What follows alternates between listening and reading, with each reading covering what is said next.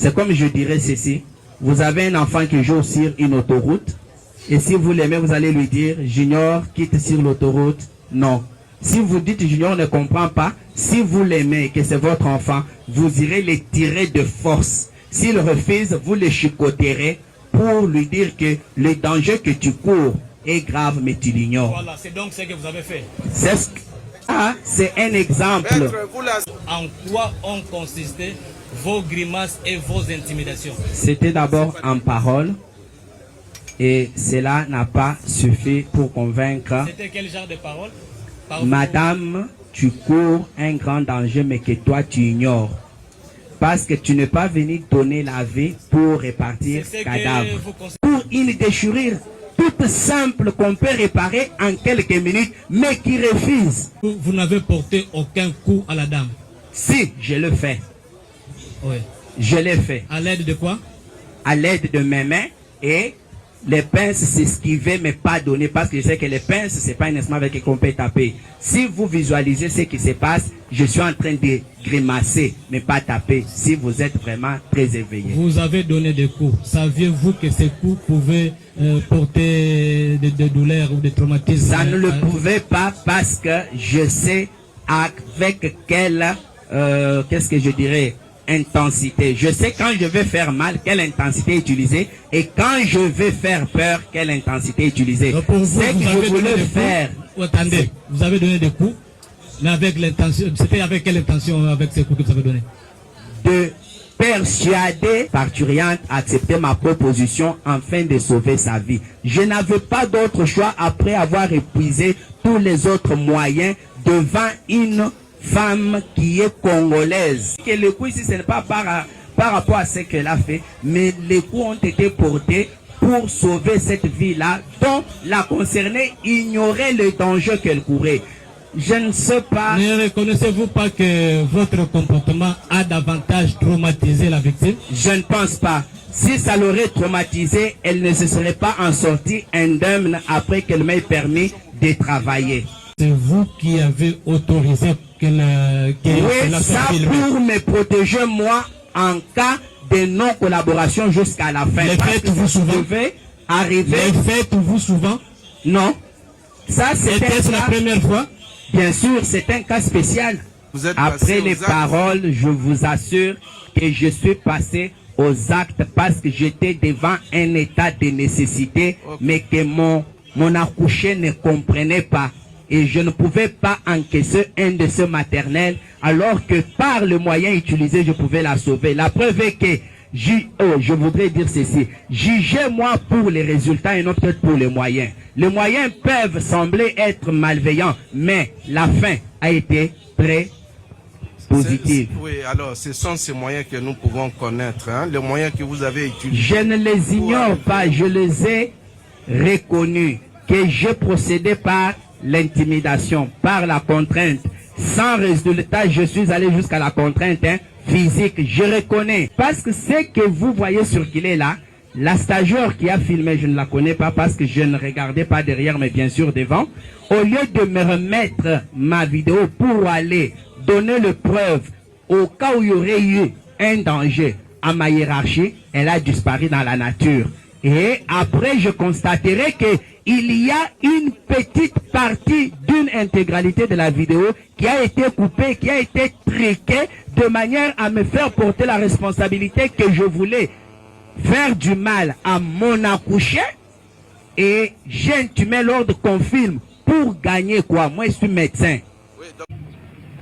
Après que l'accouchement a eu lieu, la sage-femme a constaté qu'il y avait des dégâts dus à la non-collaboration de l'accouché.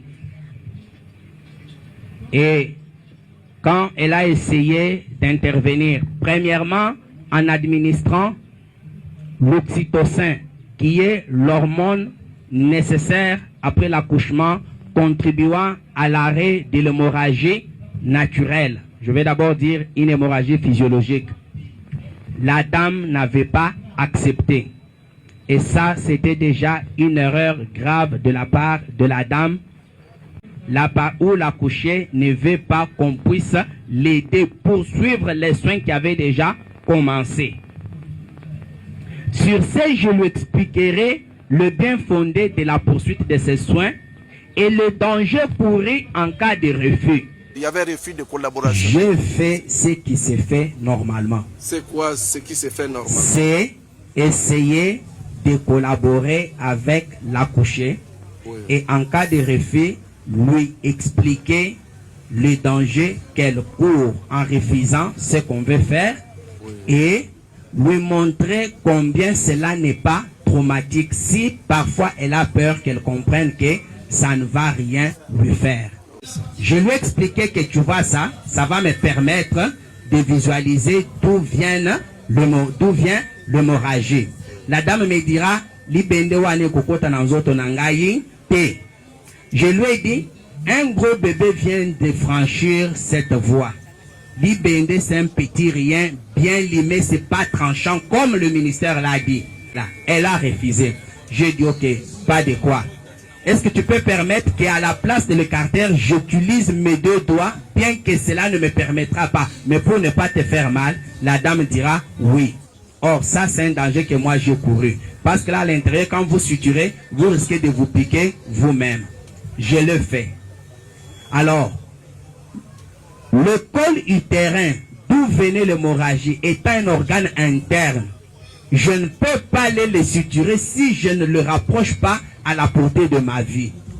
Je lui ai demandé, je vais utiliser cette pince en cœur pour approcher le col utérin afin de voir d'où vient l'hémorragie et de bien l'arrêter. Docteur, pas ça. Je dis non, madame, tu m'as dit que je peux t'aider et tu m'as permis de faire ce que je fais. Laisse-moi continuer. Et moi, je travaille avec les matériels qui sont stériles. Mes mains sont gantées de gants stériles. Il n'est pas permis à une tierce personne de les toucher ou de s'approcher brutalement de moi. À ma grande surprise, après avoir collaboré bien avec notre accouchée, pendant que j'amène les mains, elle prend ses mains sales par rapport aux miennes qui sont propres et pures et les repousse. Et quand j'approche avec la pince, elle saisit avec ses mains souillées de sang et repousse ma pince. Je dis, madame, tu ne comprends pas les dangers que tu cours. L'infection peut en suivre. Vu son refus de collaborer, après avoir tout tenté, qu'est-ce qui s'est passé réellement? Moi, connaissant les dangers qu'elle courait, et que moi aussi je courais, si je lui laissais tomber dans ces dangers-là, j'ai dit je dois utiliser une autre méthode, c'est grimacer ou contraindre cette accouchée pour atteindre les objectifs qui lui sont vitaux. Exact. Mais si je dis bon, viens, signe ici. Vos grimaces et intimidations ont-elles produit des effets? Mais, oui, bien sûr. Et les effets sont que, à la fin de cela, la dame est remontée sur la table et elle m'a laissé travailler cette fois-ci en collaborant jusqu'à la fin. Ce qui était un grand étonnement de ma part. J'ai dit, mais c'est parce que tu ne voulais pas écouter dès le début. C'est-à-dire que vous avez collaboré elle a collaboré jusqu'à la fin. Jusqu'à la fin, je vous assure, j'ai terminé, je l'ai lavé, je lui ai fait les soins vulvaires qu'elle refusait au début. Et j'étais étonné, sans donner aucun médicament. Et tout était fini, elle n'avait pas de pampers. J'ai même demandé qu'on amène un habit